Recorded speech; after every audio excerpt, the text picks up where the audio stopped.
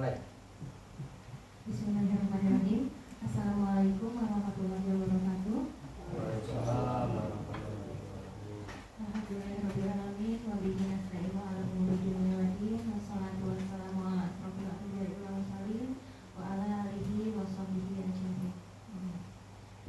Yang terhormat Ibu Kepala Sekolah SDN Kencana Indah 2, yang terhormat pengawas SD Ranca Ekek, dan yang saya hormati Ibu Bapak Guru SDN Kencana Indah 2. Alhamdulillah, puji dan syukur kita panjatkan kepada Allah Subhanahu wa Ta'ala bahwasannya pada hari ini kita dapat berkumpul di ruangan ini. Salawat serta salam tercurah kepada junjungan kita Habibana wa Nabiyana Muhammad Sallallahu Alaihi Wasallam, kepada keluarganya, kepada para sahabatnya, dan mudah-mudahan sampai kepada kita selaku umatnya. Bapak Ibu Guru yang saya hormati, izinkan saya membacakan acara untuk hari ini. Yang pertama adalah pembukaan, yang kedua pembacaan ayat suci Al-Quran, yang ketiga menyanyikan lagu Indonesia Raya, yang keempat sambutan, yang kelima pemaparan materi, keenam doa, dan terakhir penutup. Untuk membuka acara ini, marilah kita membaca basmalah bersama-sama. Acara selanjutnya yaitu pembacaan ayat suci Al-Quran yang akan dibacakan oleh Ibu Siti Naripa SPD. Kepadanya saya persilahkan.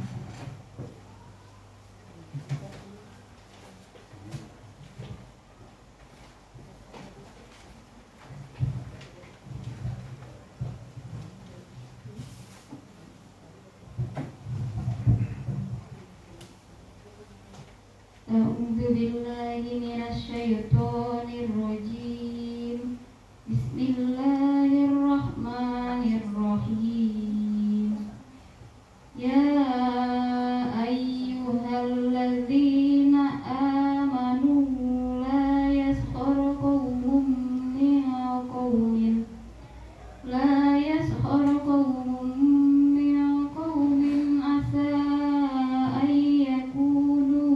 khairam minhum wala nisa'un min nisa'in asa ayyakunna khairam minhun wala talmizu anfusakum wala tanabazu bil alqab bi'sal ithmul fusuqu ba'dal iman wa man lam yatub fa ulaika humudz zalimun.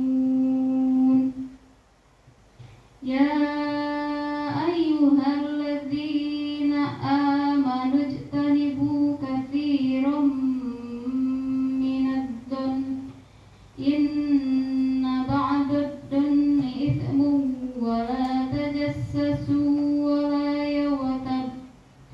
ولا يغتب بعضكم بعضا أيحب أحدكم أن يأكل لحم أخيه ميتا فكرهتموه واتقوا الله إن الله تواب رحيم. صدق الله العظيم.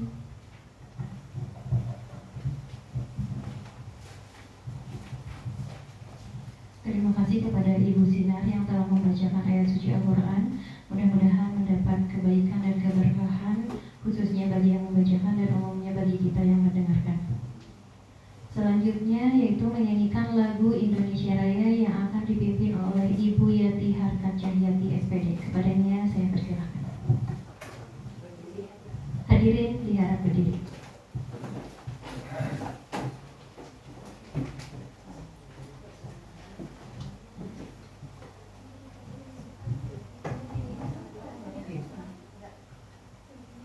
Hiduplah Indonesia Raya. Dua. Indonesia tanah airku, tanah tumpah darahku. Di sanalah aku berdiri, jadi pandu ibuku.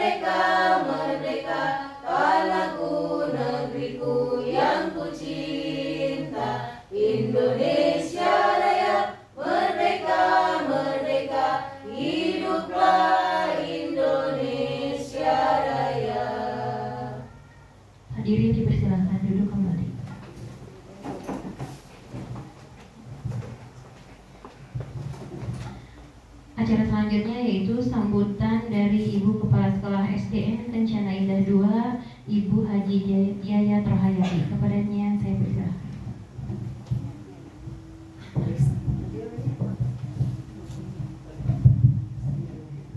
Assalamualaikum warahmatullahi wabarakatuh. Pembukaan mengikuti MC. Terima kasih kita memberikan waktunya.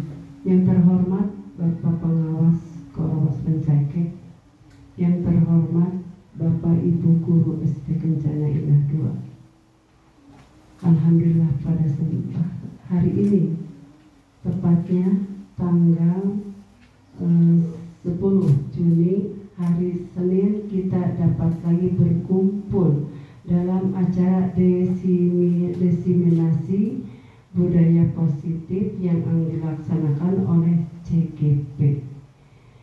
Salawat dan salam kita curahkan kepada Nabi Muhammad SAW, berikut keluarga, para sahabat dan umat akhir zaman. Adapun yang dapat disampaikan saya selaku kepala sekolah, yang pertama mengucapkan selamat kepada CGP Pak Nur Jaman. Mudah-mudahan dalam pelaksanaan CGP itu diberi kelancaran, kesuksesan sampai nanti selesainya 6 bulan yang akan datang. Dan saya mengharapkan kepada CGP tersebut bisa menerapkan, melaksanakan apa-apa ilmu yang diperoleh dari CGP itu bisa diterapkan di sekolah tersebut, khususnya Kencana Indah 2 ini. Dan tak lupa juga segala sesuatu, apa-apa yang diperoleh dari ilmu itu, ilmu dari CGP bisa memajukan, bisa meningkatkan sekolah ini menjadi kualitas mutu pendidikan yang lebih bagus lagi. Amin ya rabbal alamin. Sebagai sambutan cukupkan sekian, billahi taufiq wal hidayah, wassalamualaikum warahmatullahi wabarakatuh. Wassalamualaikum warahmatullahi wabarakatuh. Terima kasih Ibu Kepala Sekolah yang telah memberikan sambutannya. Selanjutnya adalah sambutan dari pengawas SD Bapak Haji Yayat MPD. Kepadanya saya persilahkan. Assalamualaikum warahmatullahi wabarakatuh. Mukadimah ikut yang terdahulu, Wadi. Secara umum saya mengapresiasi kegiatan yang dilakukan oleh Pak Nur Jaman sebagai guru penggerak Kecamatan Rancaikek, yang ini merupakan satu figur yang harus kita teladani, kita contoh. Mudah-mudahan ilmunya bisa bermanfaat kepada kita semua.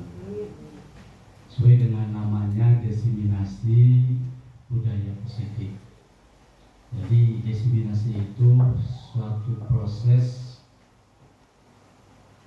mengeluarkan ide, gagasan yang baik yang menjadi tauladan buat pribadi, baik itu Pak Nur ataupun rekan gurunya. Dan untuk menciptakan budaya positif ini diperlukan satu proses, satu tahapan-tahapan yang cukup panjang, jadi tidak instan. Budaya positif itu macam-macam, seperti masuk kelas, budaya ngantri itu juga budaya positif. Tanggung jawab, rendah hati, menolong teman sejawat atau teman-teman siswanya, itu juga budaya positif yang harus ditumbuh kembangkan kepada siswa. Dan ini sudah Pak Nur lakukan di dalam rentetan kegiatan di sela-sela tugasnya yang begitu panjang dan melelahkan, tapi dengan semangat yang luar biasa. Saya ucapkan terima kasih Pak Nur ya. Mudah-mudahan ilmu yang diperoleh bisa berdampak terhadap sekolahnya. Jadi jangan ada anggapan CGP itu untuk dirinya, tapi harus include terhadap sekolahnya.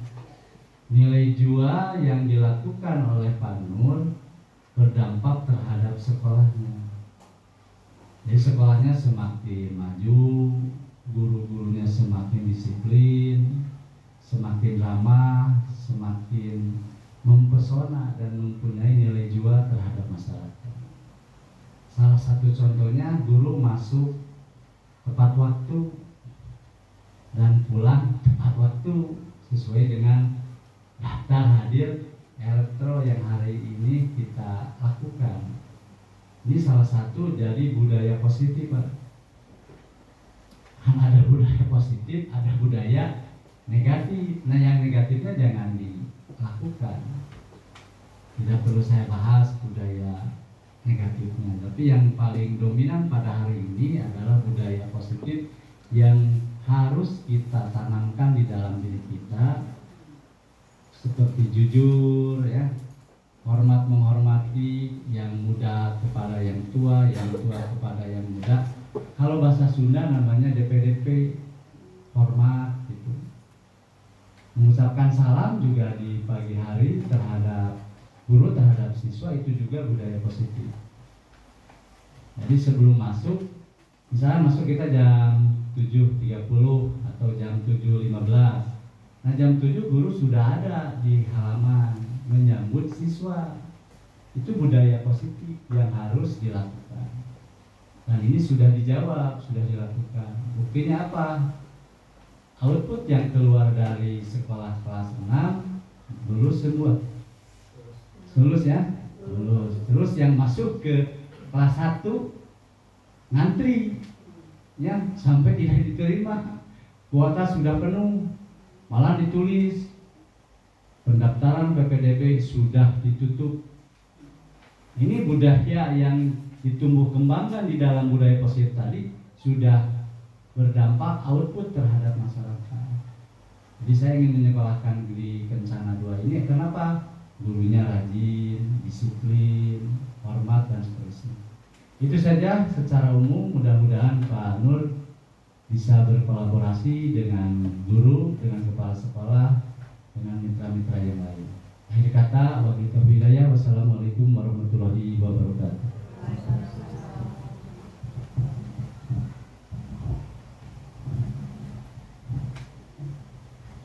Terima kasih kepada Bapak Haji yang telah memberikan sambutannya.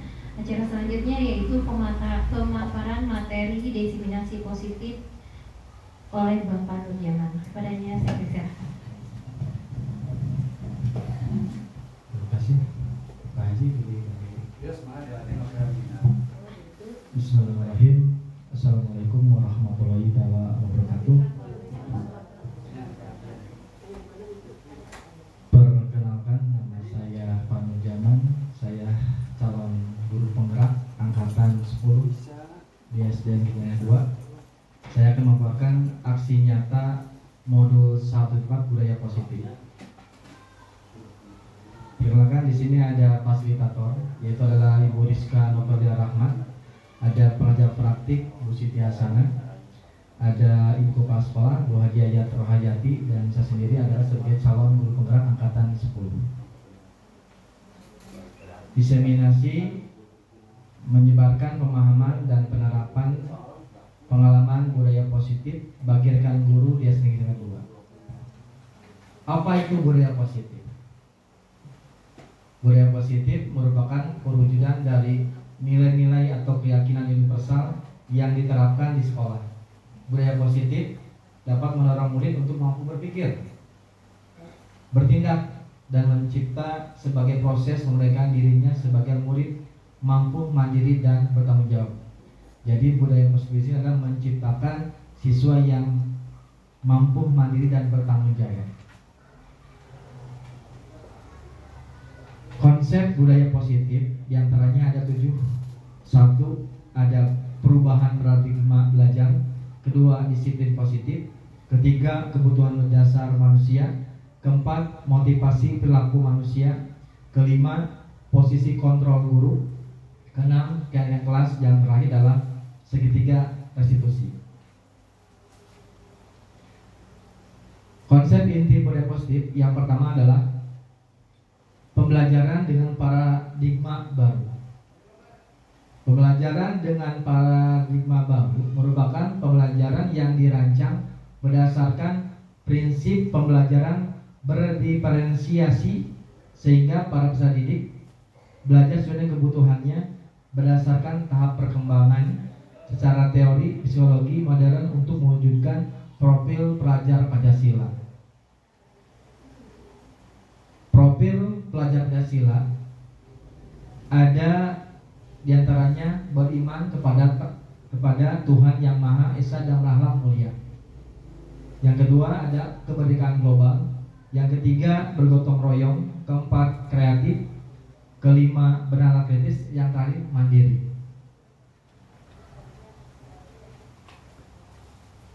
Konsep budaya positif adalah yang kedua adalah disiplin positif.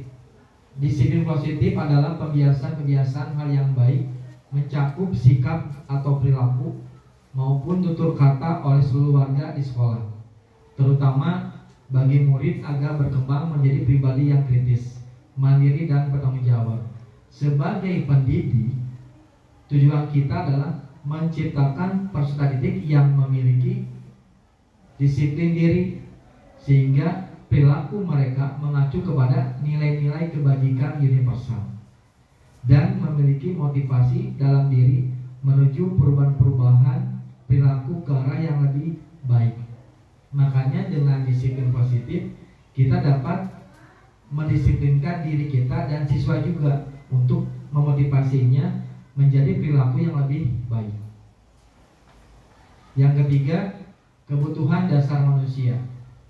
Kebutuhan dasar manusia adalah segala sesuatu yang harus kita lakukan untuk mendapatkan apa yang kita inginkan. Seluruh tindakan yang kita lakukan memiliki tujuan tertentu, dan semua usaha terbaik yang kita lakukan adalah dalam rangka agar kebutuhan dasar kita terpenuhi dengan baik. Jadi kebutuhan dasar manusia adalah segala sesuatu yang akan kita dapatkan, akan kita inginkan dengan tindakan usaha supaya terpenuhi dengan baik. Kebutuhan dasar apa saja yang ada pada manusia? Yang pertama ada bertahan hidup. Bertahan hidup berhubungan dengan makanan, pakaian, tempat tinggal, keamanan, dan kesehatan. Yang kedua, kasih sayang dan rasa diterima, yaitu rasa diterima, dipedulikan, berbagai kerjasama, dan menjadi bagian dalam kelompok. Yang ketiga, penguasaan, harga diri, keinginan untuk dianggap memimpin, berprestasi, diakui dan didengar. Yang keempat, kebebasan, mandiri, memiliki pilihan, mencoba hal baru, dan mampu mengendalikan arah dirinya. Yang kelima, kesenangan, bermain, humor, antusias, dan tertawa. Itu kebutuhan dasar manusia. Yang keempat, motivasi perilaku manusia. Motivasi perilaku manusia itu ada 3. 1, menghindari ketidaknyamanan atau hukuman. Yang kedua, untuk mendapatkan imbalan atau penghargaan dari orang lain. Yang ketiga, untuk menjadi orang yang mereka inginkan dan menghargai diri sendiri dengan nilai-nilai mereka percaya. Ini adalah sebuah motivasi perilaku manusia. Di sini ada hukuman, identitas gagal. Murid akan belajar menyembunyikan kesalahan. Apa konsekuensinya? Murid akan belajar dengan taat peraturan. Bagaimana penyelesaiannya, restitusinya? Murid akan belajar memecahkan masalah. Selanjutnya, 5 posisi kontrol guru. Di sini yang akan Bapak Ibu rasakan. Bagaimana kita sebagai penghukum, bagaimana kita pembuat merasa bersalah, bagaimana sebagai teman, pemantau, dan manajer. Ini akan dirasakan oleh Bapak Ibu.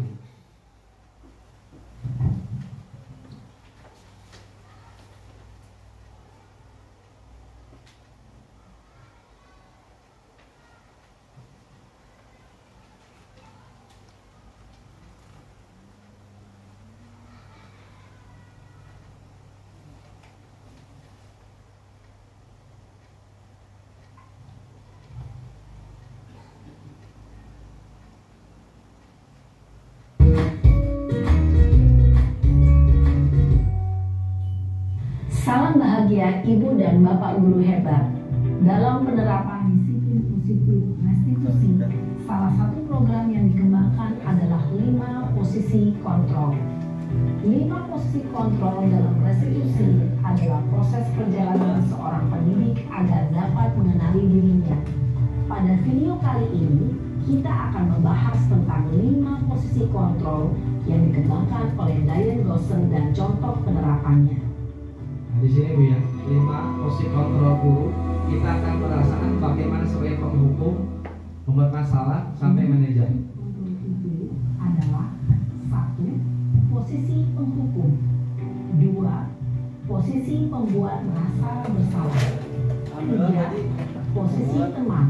4. Posisi pemantau atau monitor. Dan 5. Posisi manajer. Untuk lebih memahami kelima posisi tersebut, mari kita saksikan kasus Naren yang terlambat hadir 20 menit di sekolah dan melihat bagaimana kelima posisi kontrol dalam menghadapi masalah tersebut. Ini sebagai posisi penghukum Bapak Ibu ya, kita sebagai pengguru.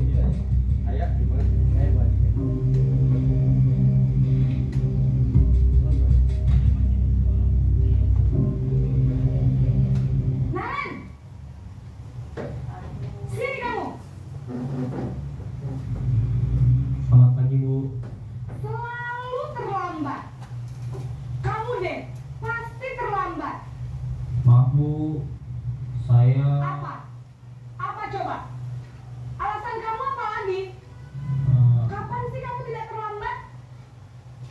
Malas sekali ya kamu jadi anak. saya Dasar pemalas. Gak kapok-kapok sih kamu. Sudah berapa kali terlambat? Sana, kamu keliling lapangan basket 2 kali. kenapa saya harus keliling lapangan basket Bu? Kenapa? Kamu melawan ibu?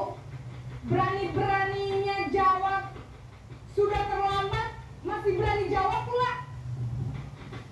Sekarang, keliling lapangan basket 5 kali sekalian.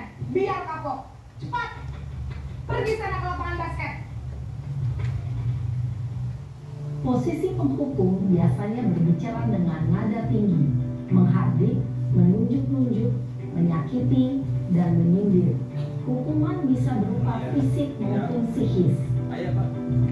Ibu dan Bapak Guru hebat, dampak yang terjadi pada murid ketika guru berada pada posisi penghukum adalah murid cenderung akan memberontak, bahkan menyimpan dendam.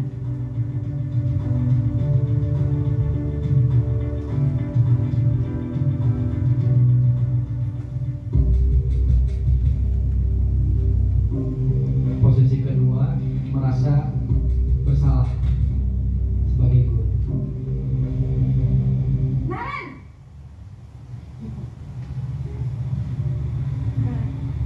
Selamat pagi Bu.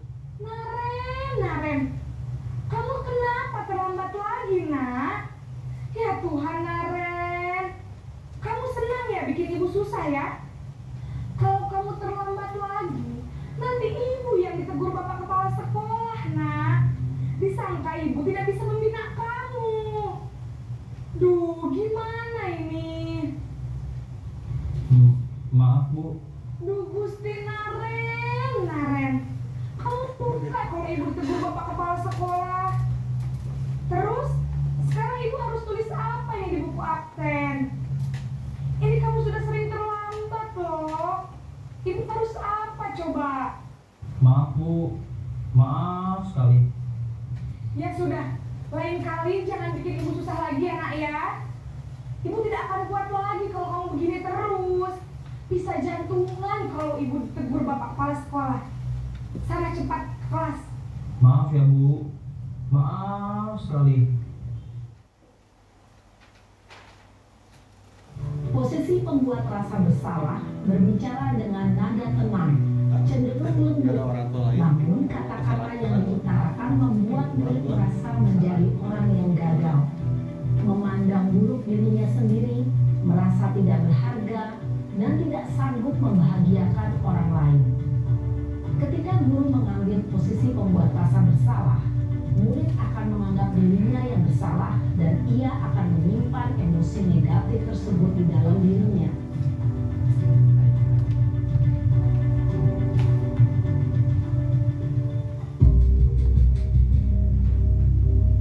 Posisi sebagai teman, Bu, ya.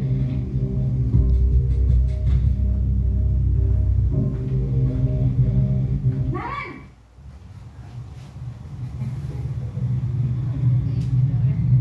Selamat pagi, Bu. wah, sudah jam berapa ini, Nak? Terlambat lagi ya, sayang. Iya, Bu. Habis ibu saya lupa bangunkan saya, Bu. Kamu malah menyalahkan ibu kamu. Kamu bukannya anak yang larinya paling kencang. Kok terlambat sih? Iya, Bu. Saya memang terlambat bangun tadi.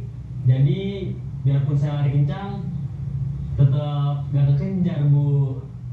Ya sudah sana. Nanti lain kali larinya lebih kencang lagi ya. Biar gak terlambat lagi. Bikin seneng ibu. Demi ibu. Bisa kan? Bisa lah, Bu. Ya sudah sana masuk kelas. Ibu beresin urusan absen kamu. Kamu ini ada-ada saja.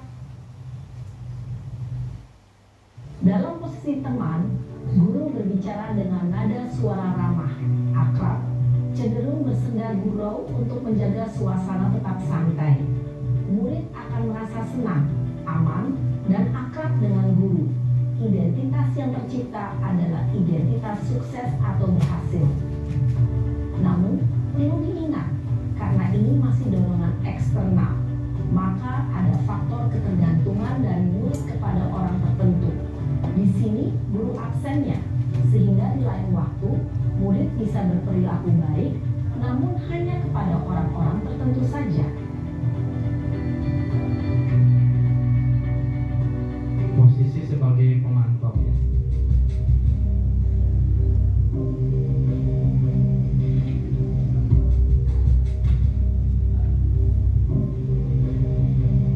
Naren!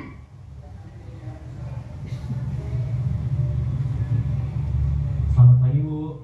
Naren, apa peraturan sekolah kita tentang jam berapa kita harus masuk sekolah, Nak? Kita harus di sekolah jam 7, Bu. Iya betul, sekarang sudah jam 7.20. Naren sudah tahu konsekuensinya jika terlambat hadir. Paham, Bu. Saya harus tinggal kelas pas jam istirahat selama 20 menit. Iya benar, konsekuensinya demikian. Jadi nanti jam 9.30 pas istirahat, kamu harus tinggal di kelas, kerjakan tugas tambahan untuk ketertinggalan kamu, ya? Baik, Bu. Posisi pemantau mengandalkan penghitungan atau data untuk mengontrol murid. Guru mengarahkan murid berdasarkan peraturan dan konsekuensi. Seorang pemantau menunjukkan bahasa tubuh dan ekspresi wajah yang datar dan cenderung formal.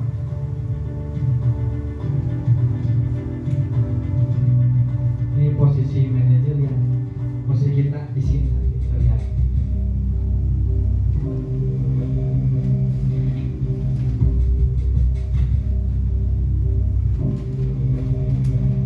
Naren!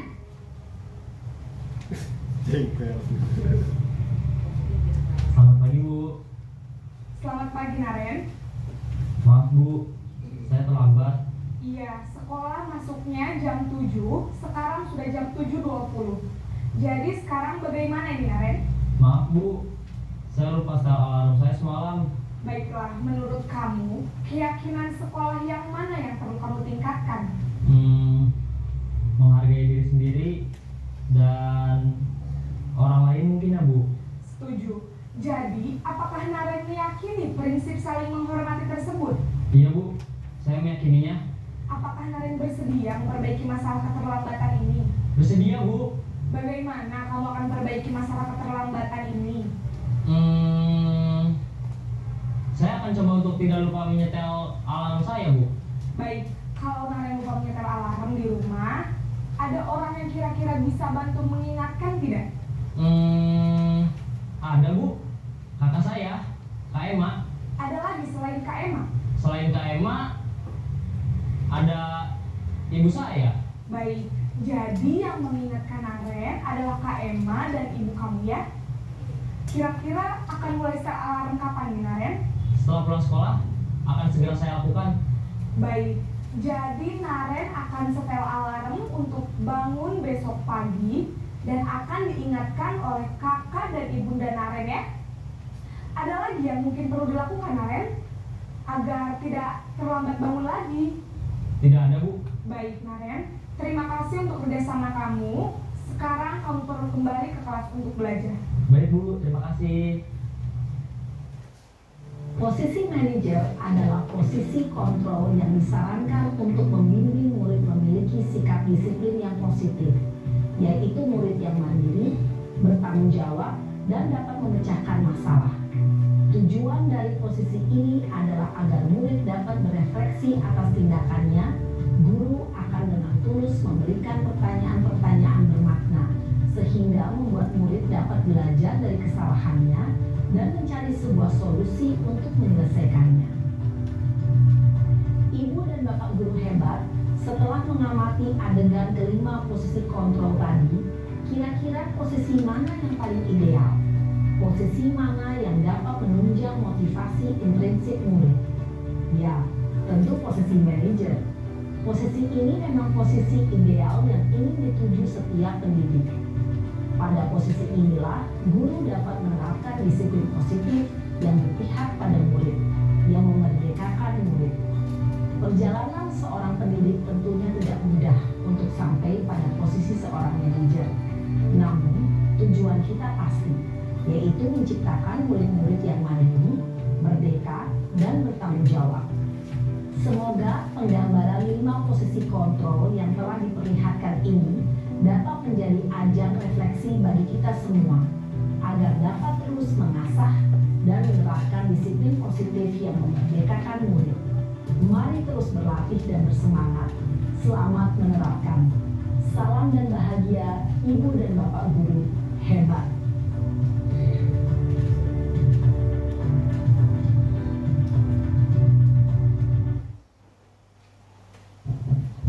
Ya Bu, jadi kita akan merasakan bagaimana 5 posisi kontrol guru sebagai penghukum, sebagai pembuat merasa bersalah, sebagai pemantau, sebagai teman dan manajer. Tadi ada kasus Naren yang terlambat. Kita sebagai penghukum, lalu guru membentak-bentak. Itu posisi kita seperti itu. Pernah. Nah, tapi tidak akan nyaman karena anak akan memberontak dan sudah begitu. Selanjutnya Bu di ya, lanjut keluar. Terus keluar lagi. Nah, ini. Apa aja tuh? Nih, posisi kontrol apakah aku? Di sini tadi bahwa posisi kontrol guru ada 5. Kita sebagai penghukum, pemantau dan sebagai manajer.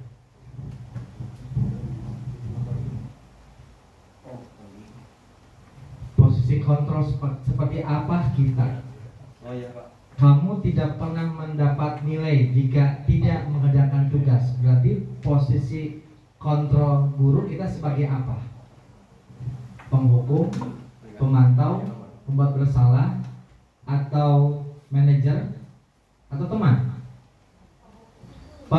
Penghukum itu pernah kita lakukan, pernah kita tidak sadar kita pernah. Berarti kita sebagai penghukum. Kedua, saya kecewa sekali dengan kamu. Serba salah ya, berarti membuat bersalah. Lanjut. Di sini Bu, di sini adalah 5 posisi kontrol, ada penghukum, pembuat merasa, teman, pemantau, dan manajer. Lanjut Bu. Keyakinan kelas.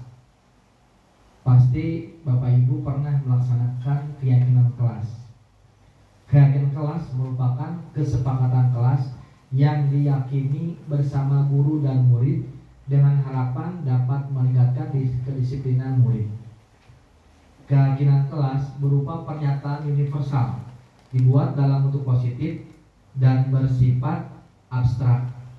Keyakinan kelas hendaknya tidak terlalu banyak sehingga mudah diingat dan dipahami.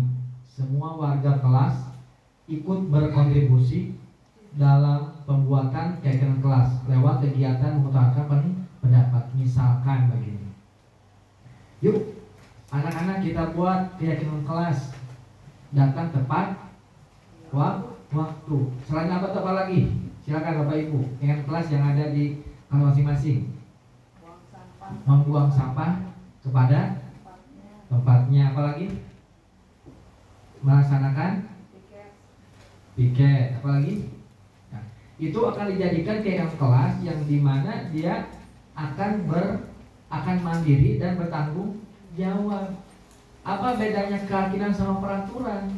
Peraturan berarti harus dilaksanakan tanpa dengan kita suruh. Datang tepat waktu, ya kan? Menghargai temannya, keyakinan atau peraturan? Keyakinan atau peraturan? Menghargai temannya, keyakinan itu. Jadi tolong nanti Bapak Ibu terapkan keyakinan terus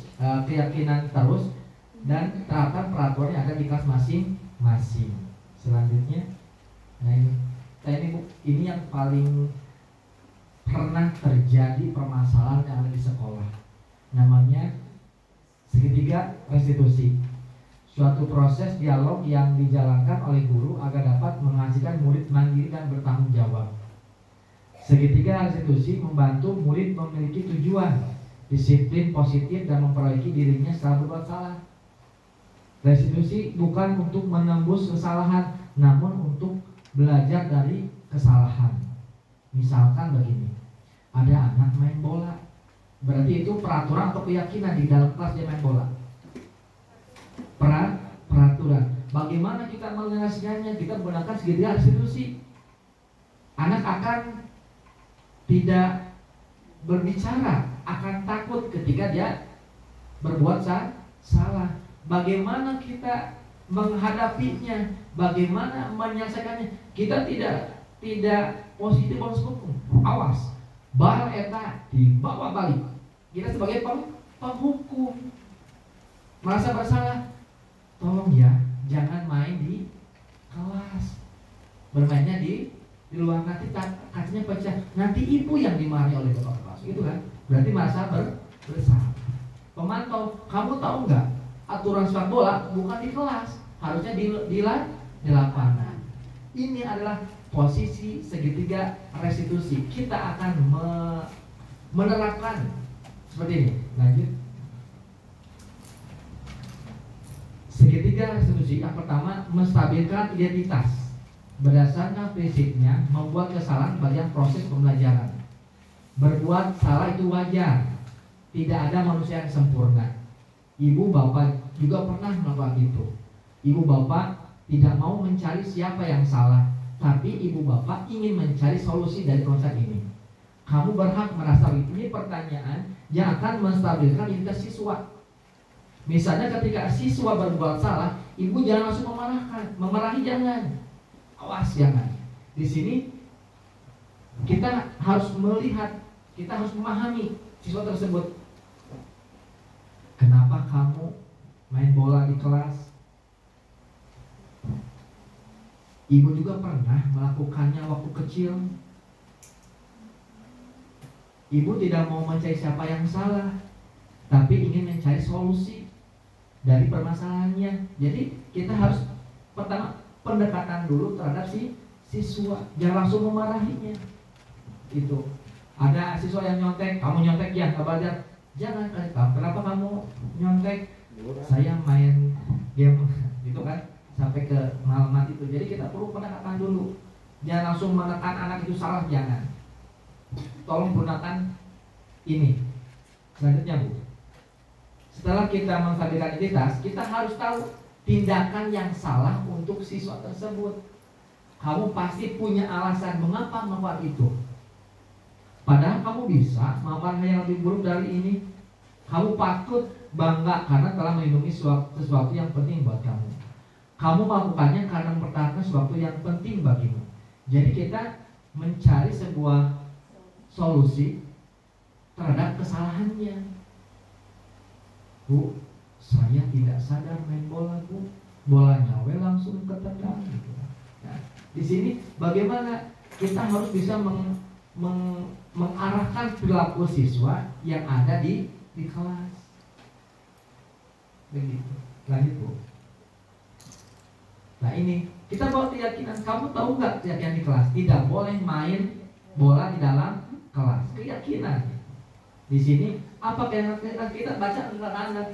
Yo, yang telat datang silahkan siapa. Kita bisa juga. Jadi tuh keyakinan ada di tembok. Jadi bisa melaksanakan sebuah keyakinan ke kelas. Kamu ingin menjadi seperti apa kalau bermain bola di kelas? Seharusnya bermain sepak bola di lapangan. Jadi kita mengarahkan ke siswa. Jangan langsung memarahinya, jangan. Kita tarik siswanya di kantor, kita tanya baik-baik gitu.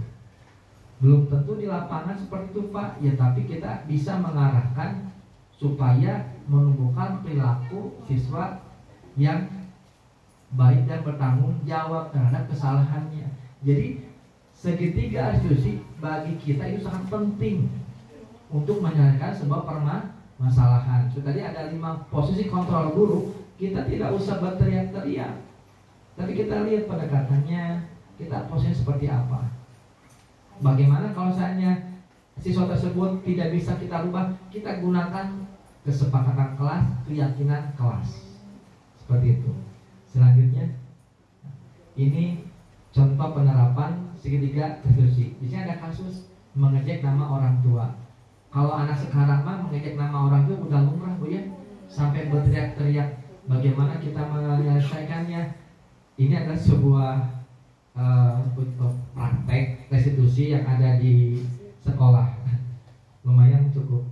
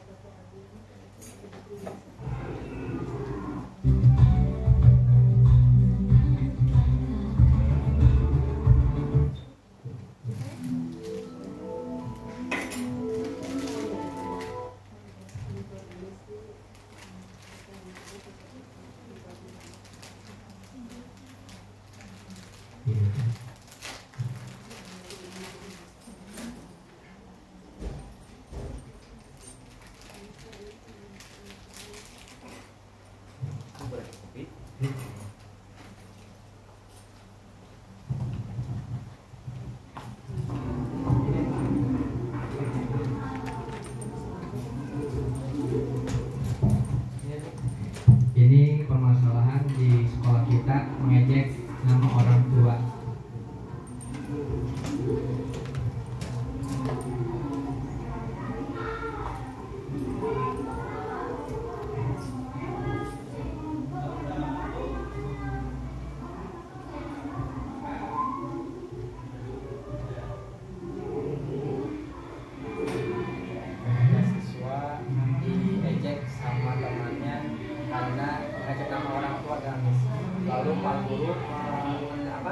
Datang ke sebelum kenapa sampai terjadi mengejek nama orang tua.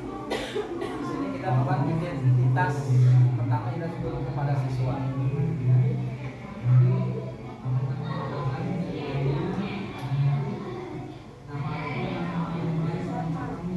Ya, jadi ada identitas belum? Ada identitas stabilisasi di sini.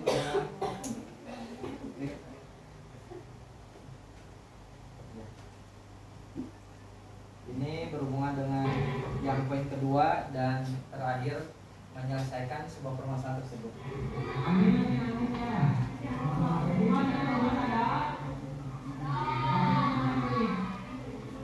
Jadi ketika teman atau siswanya nangis sama orang, dimana mengejek, kita harus menanyakan permasalahannya dulu seperti apa.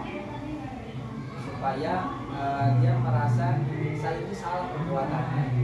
Jadi bagaimana menyelesaikannya? Di sini kita menanyakan terhadap orang yang telah mengejek nama orang tuanya. Kedua, kenapa? Ya, kita buat keyakinan kamu sudah jelas salah. Bagaimana keyakinan kelasnya? Saya tidak akan pernah mengejek lagi nama orang tua siswanya yang lain. Lalu temannya bersalaman dan saling berpelukan. Jadi, karena di sini bersama itu sangat penting dikala permusuhan yang memang telah kita selesaikan dengan rasa bersalah, dia kan tidak akan mengulangi lagi kejadiannya dengan mengejek nama orang tua siswa. Lanjut Bu. Ini tanggapan dari Dimas yang mengejek yang tadi.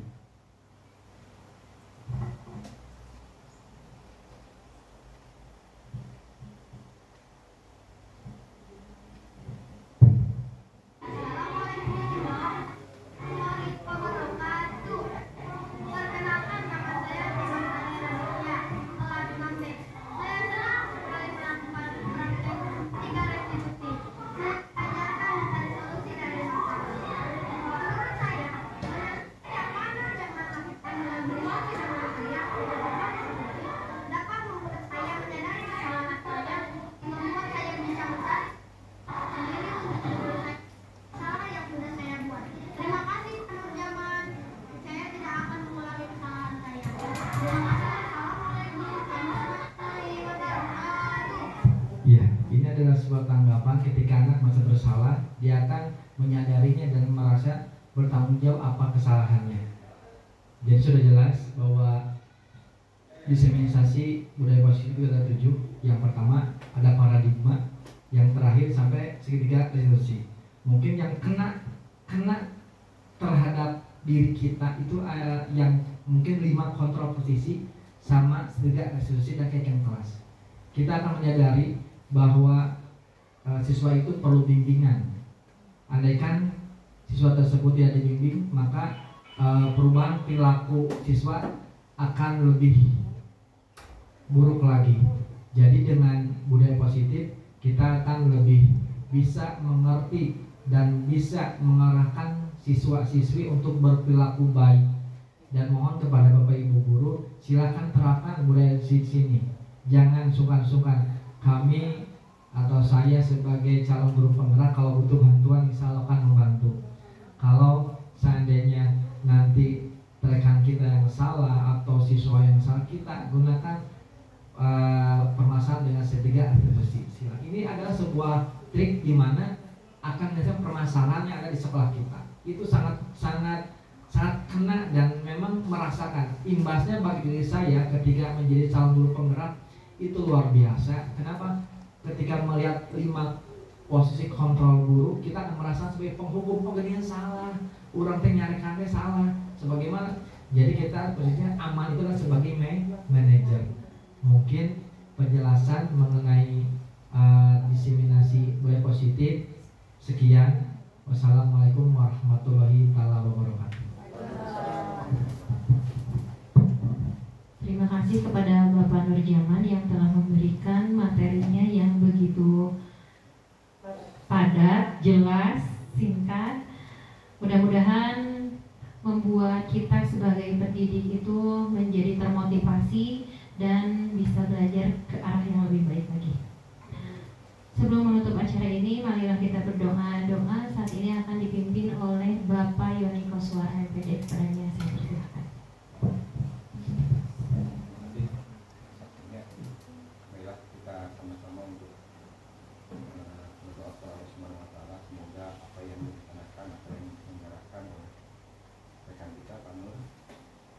Menjadi ilmu dan bermanfaat bagi kita semua, khususnya umumnya bagi anak-anak didik kita.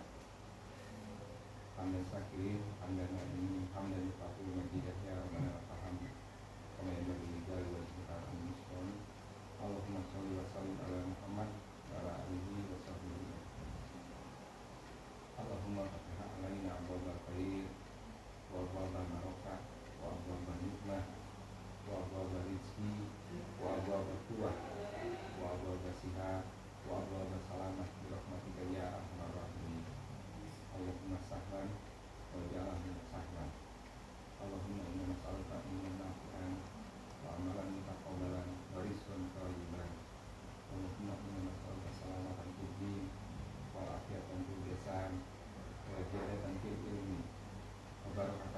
rizki wa taubatan qabla maut wa rahmatan indal maut wa maghfiratan ba'dal maut. Allahumma hawwin 'alaina fi sakaratil maut wa najirna minan nar wa alhamdulillah. Allahumma shalli ala sayyidina Muhammad wa ala ali sayyidina Muhammad. Rabbana hab lana min azwajina wa dhurriyyatina waj'alna lil-muttaqina imama. Dolana anfusana wa illam taghfir lana wa tarhamna lanakunanna minal khasirin. Rabbana atina fid dunya hasanah wa fil akhirati hasanah wa qina adzabannar. Subhanaka rabbana wa bihamdika asyhadu an la ilaha illa anta astaghfiruka wa atubu ilaik. Wabillahi taufiq wal hidayah. Assalamualaikum warahmatullahi wabarakatuh. Alhamdulillahirrahmanirrahim. Acara demi acara telah dilalui. Mohon maaf saya sebagai pembawa acara bila banyak kekurangan, karena kesalahan dan kekurangan datangnya dari saya dan kesempurnaan hanya milik Allah. Marilah kita tutup acara ini dengan doa akhir masjid dan hamdalah bersama-sama. Subhanallahumma wa bihamdika asyhadu an la ilaha illa anta astaghfiruka wa atubu ilaik. Alhamdulillahirrahmanirrahim. Cukup sekian, wabillahi taufiq wal hidayah. Wassalamualaikum warahmatullahi wabarakatuh.